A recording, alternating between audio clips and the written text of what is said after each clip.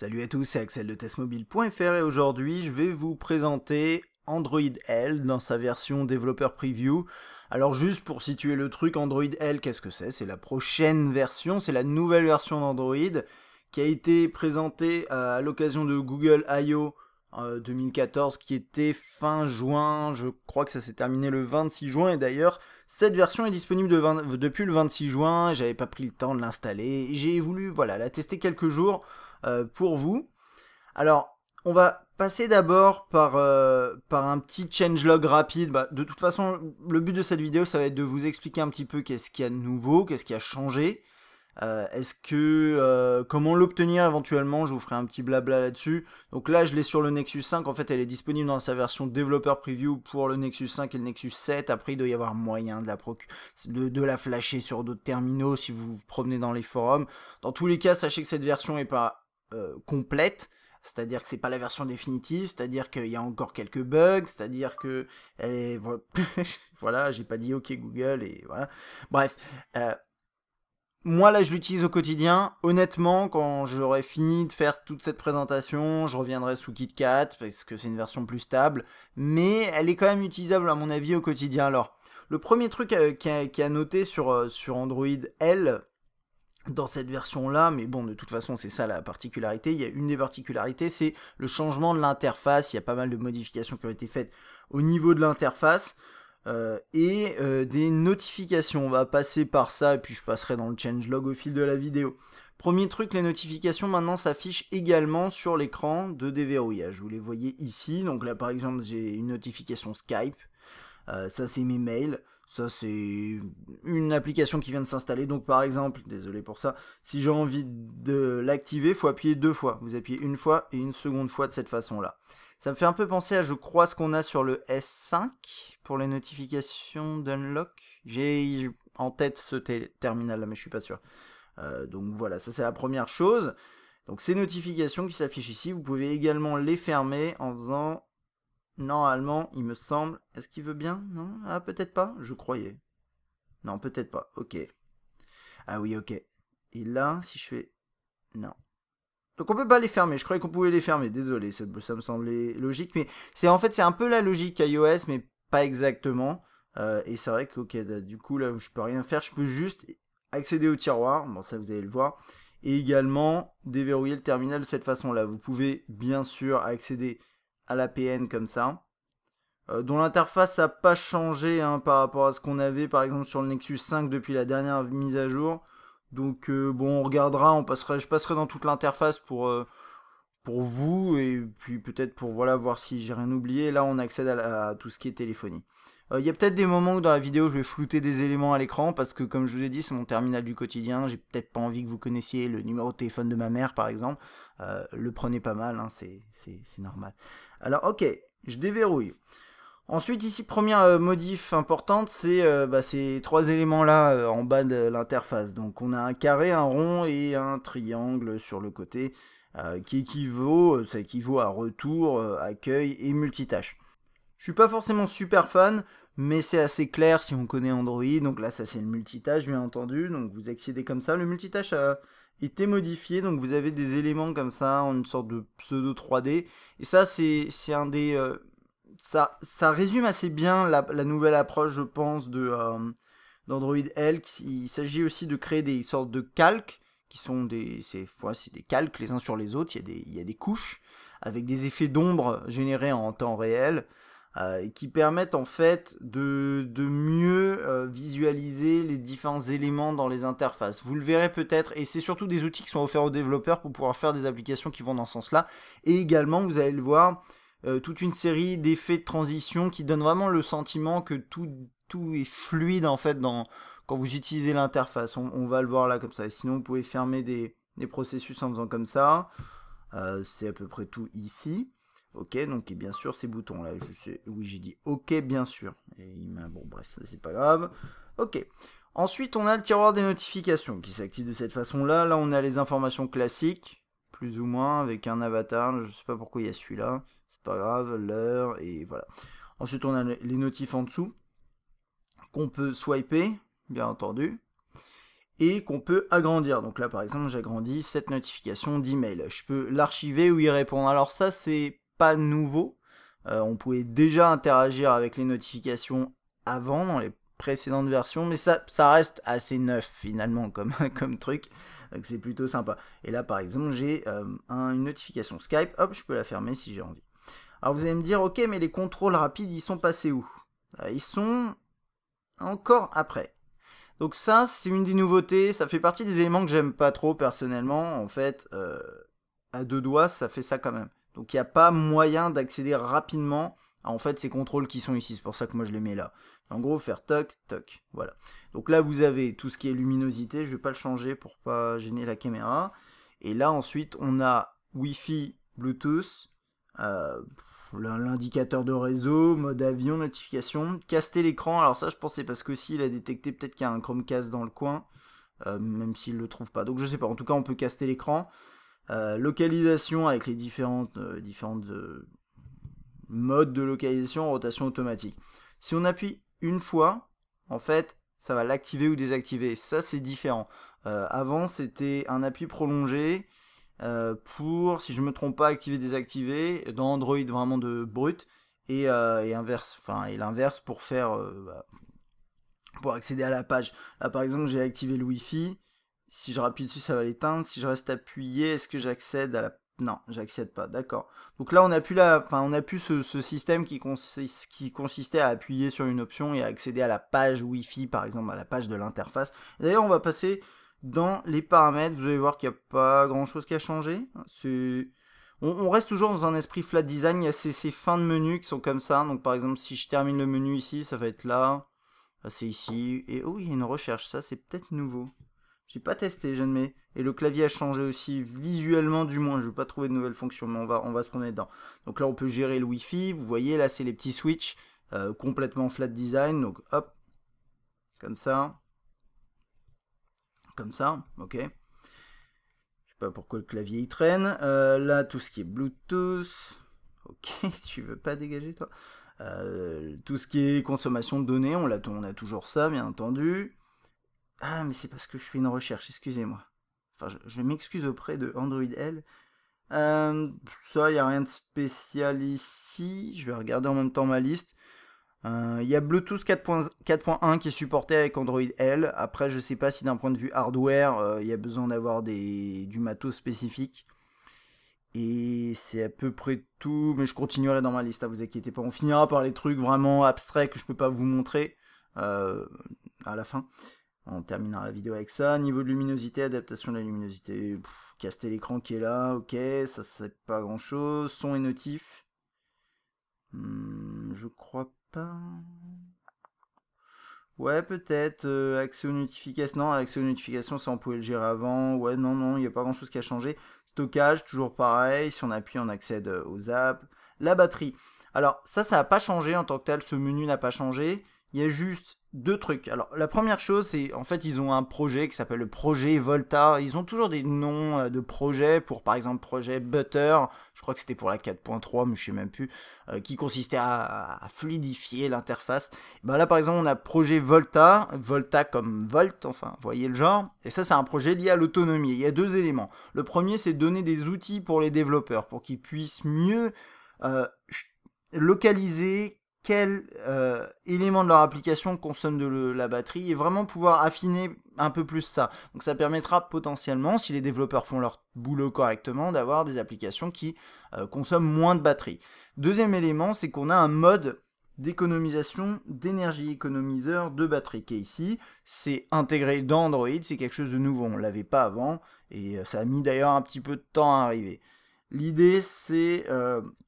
alors je connais pas exactement les changements, mais en gros vous pouvez dire ok, si j'ai 15% et moins de batterie, ça va l'activer automatiquement. Je peux aussi l'activer en permanence.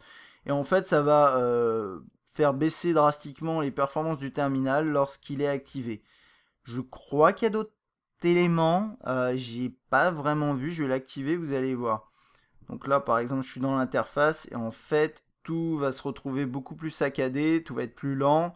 Je pense que la luminosité a été baissée aussi, vous ne le voyez pas ici parce que je l'ai mise assez basse pour la caméra.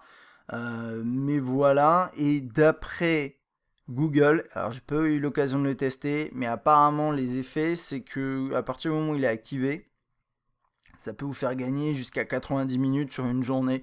Donc imaginons, vous faites votre journée, vous arrivez à 15%, il s'active, et vous gagnez encore 90 minutes. Je sais pas, ça rajoute apparemment d'après Google jusqu'à 90 minutes sur une journée. Mais reste à le tester sur le long terme. Le problème c'est qu'aujourd'hui, vous donner un retour sur une version preview, ce serait pas très correct.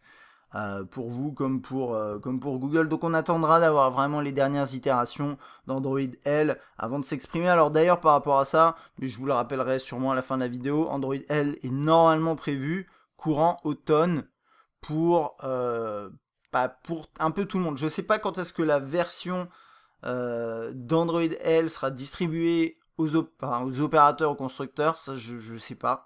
Je pense que c'est avant automne, mais normalement le grand public, on devrait l'avoir en automne sur les appareils concernés.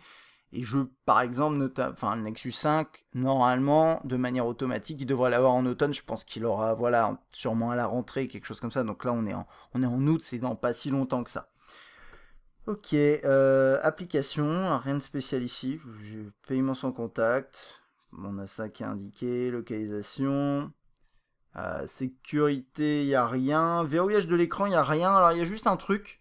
J'ai pas pu le tester. Ça n'a pas marché pour moi. Je sais pas vraiment comment ça fonctionne. Mais là, par exemple, je suis en train de tester une montre Android Wear. Bon, voilà, c'est la G-Watch qui est ici.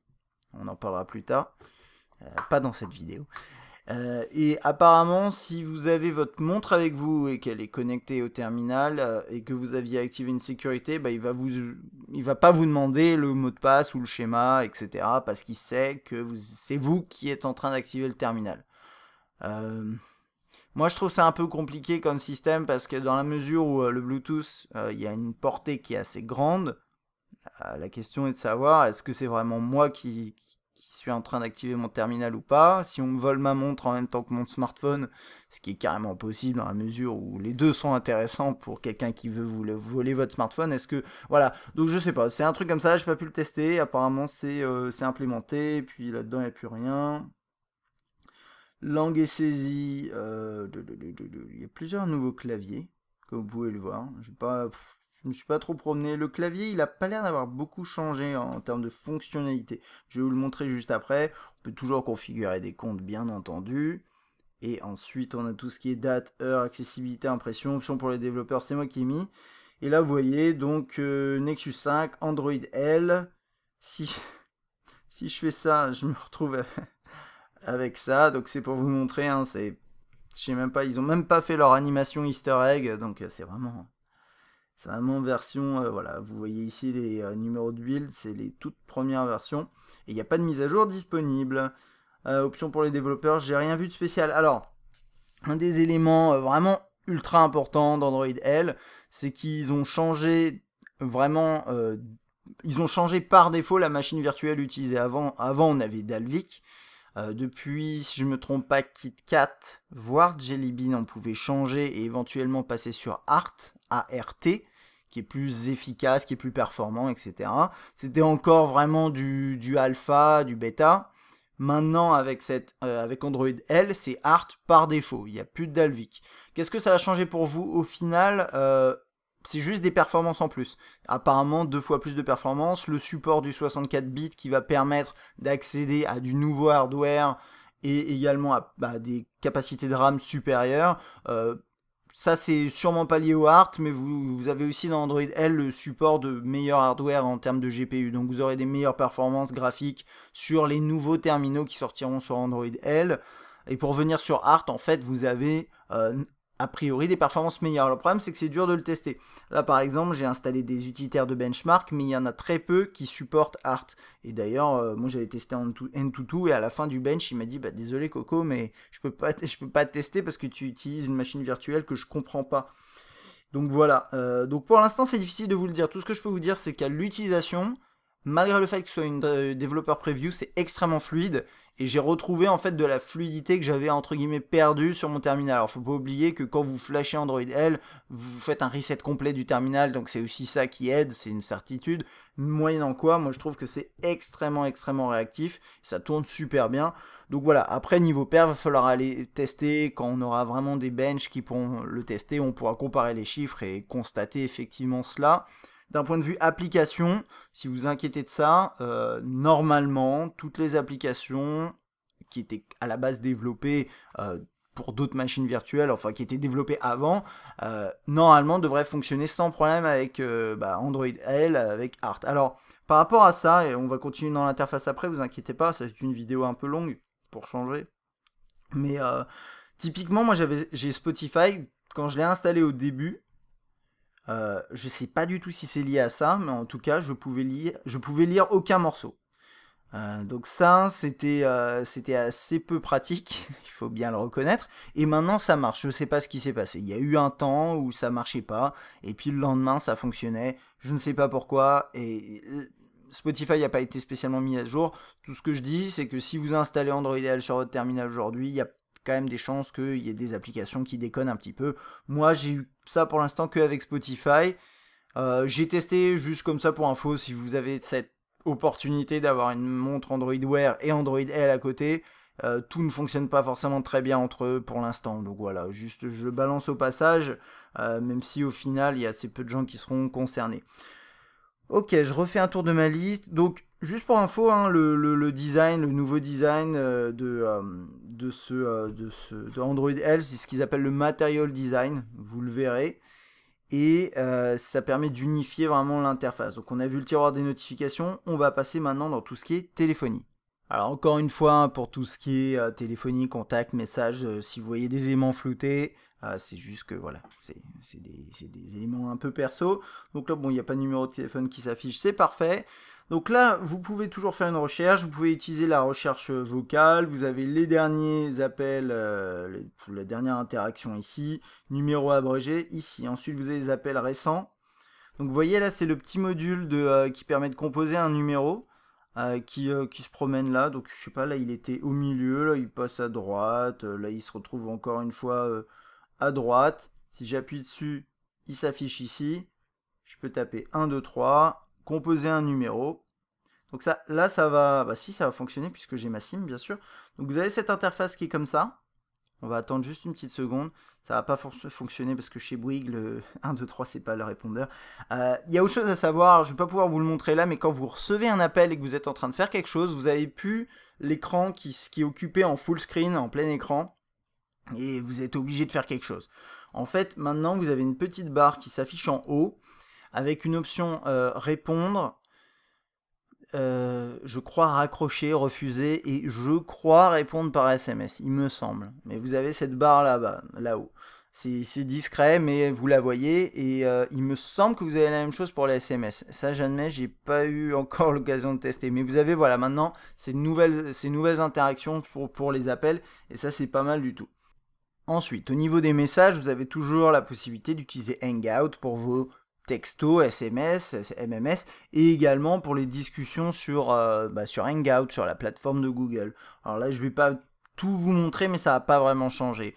En gros, vous avez toujours la possibilité de basculer sur différents comptes ici. Là, il y a un mix entre en fait les Google, enfin les Hangouts et les SMS. Donc vous pouvez créer une nouvelle conversation. Là, je suis sur Hangout, mais bien sûr, c'est la même chose sur les textos. Et côté saisie de texte, on a ce clavier-là, qui est tout plat, qui intègre les smileys de cette façon. Donc je peux par exemple dire, je sais pas, salut, voilà, oups, de août, c'est pas exactement ce que je voulais dire. Salut les amis, voilà, et ça marche plutôt bien. J'ai l'impression qu'en fait, le moteur du clavier c'est le même qu'avant. Je peux me tromper, mais j'ai pas vu d'informations relatives à ça dans le changelog. Donc là, par exemple, vous avez toujours la possibilité de changer la langue de saisie, majuscule auto, vibrer à chaque touche, agrandir les caractères d'ICO, ouais, saisie virtuelle, gestuelle. Afficher le mot suggéré lors des gestes. Donc là, si vous faites des trucs comme ça. Ouais. Insérer un espace avec barre d'espace. Ah, je crois que c'est nouveau. Donc en fait, ça signifie que vous pouvez faire salut les amis. Ok, d'accord. Il y a quelques trucs nouveaux. Donc là, salle les Alpes. C'est pas ce que je voulais faire, mais c'est pas grave. C'est bizarre d'ailleurs. Attendez, alors. Les. Donc là, il me propose les. Vous voyez le petit texte là qui flotte. C'est très bizarre d'ailleurs. Je passe par l'espace. Les amis. Ouais, c'est bon, ça marche. Et là, je lâche. Ok. Donc c'est intéressant. Donc il y a quelques petites nouveautés, mais je pense que le moteur est le même. Il est toujours, moi je l'ai toujours trouvé assez efficace quand même ce clavier. Et là pour l'instant j'ai pas changé, je suis pas repassé à SwiftKey parce que je le trouve tout à fait fonctionnel. Qu'est-ce que ça donne en paysage? Ça donne ça. Ok. Et puis là vous avez les smileys, hein, les émoticônes avec plein de trucs. Voilà. Je pense qu'on a fait le tour, hein. Je pense qu'on a fait le tour de ça. Ici, vous avez ça qui s'affiche. Je voulais chercher des... Je sais pas, est-ce que si je reste appuyé là, non, il n'y a rien qui se passe. Ouais. Non, non, c'est à peu près tout. Donc c'est un bon petit clavier. En plus, il présente bien. Moi, je trouve que dans ce visuel-là, il est sympathique. Je voulais regarder s'il y avait quand même pas des thèmes. Alors, attendez. J'aurais vu ça, mais... Paramètres avancés. Jeu de couleurs. Matériel blanc et bleu. Donc par exemple là j'ai mis blanc. Attendez, je vais repartir sur j'ai mis bleu. Proposition nom de contact, point espace, sélection de langue, mode de saisie. Ok. Ouais. Masquer, touche agrandi. Ok, d'accord. Ouais, on a quelques petits trucs quand même. Donc là normalement, ah bah voilà. Alors, ça c'est la version de base, quasiment. Ouais, visuellement en tout cas c'est ça. Avec sûrement du coup les nouvelles fonctions. Et si je retourne dans les paramètres avancés, que je suis blanc, c'est juste histoire d'avoir vu au moins les trois. Blanc, c'est ça. Ah ouais, d'accord, c'est juste le bouton là qui était bleu et je pense l'accent de couleur quand on appuie qui est bleu, qui était bleu sur l'autre. Ok. Bon bref, ça c'est pour le clavier. Donc vous avez juste un nouveau thème qui est vraiment différent. Les autres c'est les mêmes qu'avant avec un moteur légèrement retravaillé, mais en tout cas au niveau des propositions c'est la même chose. Chrome, bon, ça fonctionne toujours aussi bien. Ce qui est intéressant de noter, c'est, je pense, c'est voilà tous ces petits trucs là. Vous voyez les effets de transition. Bah, c'est ça Android L, c'est toutes ces petites transitions qui donnent vraiment le sentiment que tout est fluide. Et c'est assez bien fait, ma foi. Et là, on est dans l'appareil photo. Il n'y a rien qui a changé ici, hein. Vraiment, là on a ça, là on a tout ce qui est caméra frontale, flash HDR, ça c'est quoi? C'est peut-être nouveau, le retardateur, le minuteur, la grille, le mode HDR+, qui est ici, ok, ouais, bouf, voilà. Toc. Alors vous allez voir que côté galerie, ça a pas mal changé. Enfin, c'est assez bizarre comment ça évolue, mais bon. Qu'est-ce qu'on a d'autre ici? Photosphère panorama, il fait focus dans les paramètres, modifier la résolution. Et la qualité ou essayer les trucs avancés. On va regarder ça rapidement, résolution et qualité. Donc là, on peut gérer ça comme ça. Alors ça, c'est un truc qu'il propose quand vous le lancez la première fois d'ailleurs, l'application de nouvelle application photo. Il vous demande quel format, quel ratio vous voulez. Donc il demande 4 tiers ou 16:9, plein écran ou un peu croppé sur les côtés. Et là ici vous pouvez changer ça, résolution des panoramas, qualité d'image, je crois que c'est nouveau ces paramètres, hein. Enregistrer le lieu et exposition manuelle, intéressant. Je pense que ça doit se faire au doigt. Oui. Oui, bon, je sais pas exactement. Mais enfin bon, voilà. Donc ça c'est pour l'appareil photo. On a quelques petits trucs, je crois.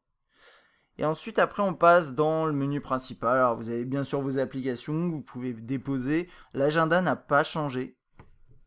On a juste peut-être, du coup, je sais pas, des effets de transition qui sont un peu plus réussis. Enfin, voilà, tous ces petits trucs-là. Calculatrice a changé.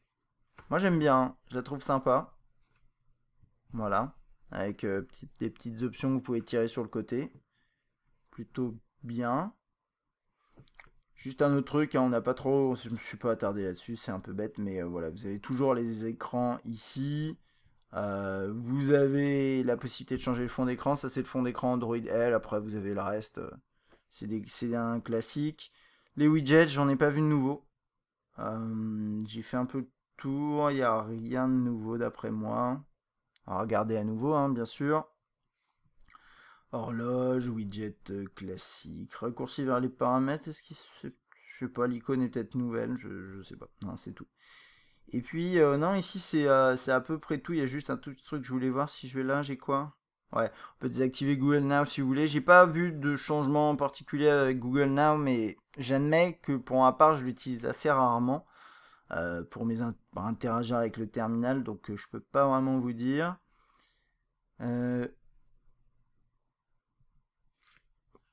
Voilà, au niveau des contacts, il s'affiche comme ça. Et ça, vous l'avez un petit peu déjà vu, hein. Mais voilà, je peux rentrer dans un contact, j'ai ça qui s'affiche. Bon, pas grand chose à dire là-dessus. Le client, alors les clients email, ils sont censés avoir changé. Et je pense que moi, j'ai pas les dernières versions parce que ça ressemble à ça, moi. Ça, c'est le client de base et vous avez le Gmail qui est à peu près pareil. Donc voilà, je pense pas avoir les dernières versions des clients email, donc voilà.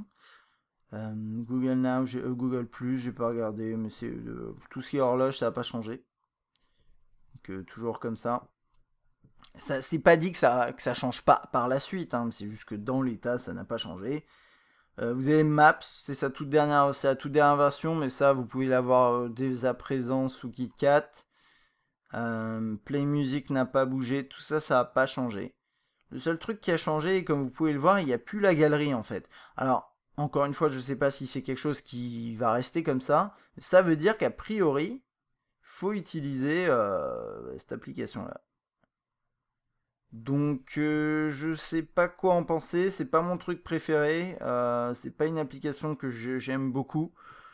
J'ai vu une petite fonctionnalité dans les paramètres qui m'a un peu perturbé. Non, qui m'a pas perturbé, mais qui m'a intéressé. Alors, c'était où? Il proposait d'utiliser une autre application. Il disait multimédia. Utiliser Nu Player, pardon, au lieu de Awesome Player. Ok. Et donc je pense qu'on pourra changer, on peut changer voilà le player et je pense qu'il y a eu des modifications au niveau lecture vidéo et lecture de photos, mais c'est juste que dans l'état on est obligé d'utiliser la galerie photo plus, enfin celle-ci la photo de base, qui est pas forcément je trouve très intéressante, enfin voilà. Et après pour la musique comme je vous disais il y a vraiment rien qu'à changer, hein. Ça marche toujours comme ça. Je vais d'ailleurs voilà, lire de la musique. Je vais voir un truc, je l'ai pas encore testé ça, je ne mets. Bon voilà, ça ressemble à ça. Si vous voulez voir le contrôle musical directement ici, ça se fait là. Ok, je pense qu'il est temps de faire un point sur la liste et de voir si j'ai pas fini. Donc, nouvelle interface, comme je vous disais, matériel design, unification et toutes les transitions, tous les petits trucs à droite à gauche, ok. La notion de calque, les ombres, nouvelle notification sur l'écran de déverrouillage que vous avez vu, changement au niveau des appels. Alors, il y a le support maintenant d'USB audio. Ça peut vous permettre de connecter des écouteurs en USB. La question que je me posais, c'est est-ce qu'on peut brancher des micros en USB? J'ai pas testé. Et ça peut être vachement intéressant.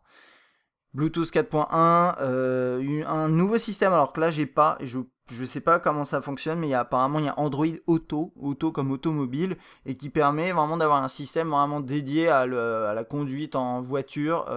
On aura probablement l'occasion de le tester plus tard. Le passage sur Art par défaut.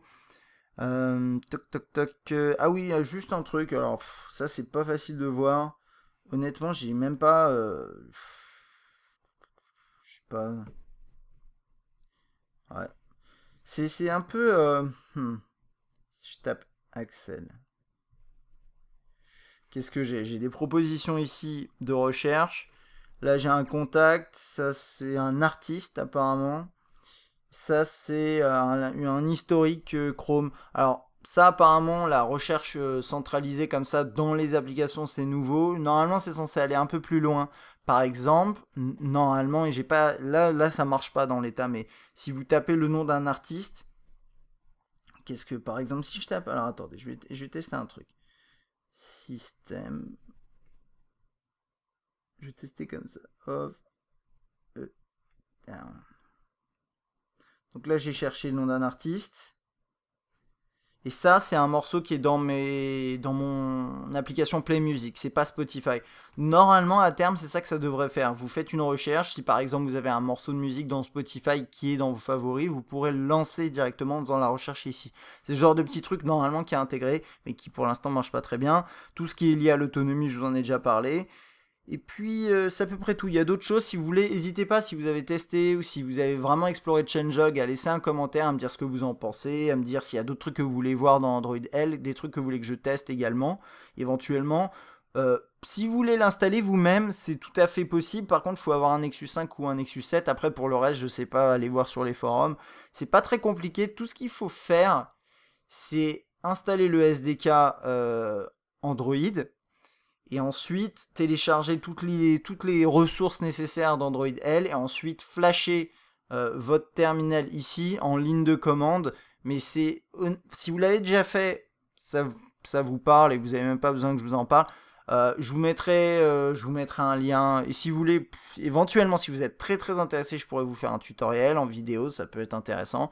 Mais c'est pas très très compliqué, ça prend juste un tout petit peu de temps à bien tout configurer puisqu'il faut passer par le SDK et il faut configurer des trucs liés à Java qui sont un peu pénibles, mais ça va.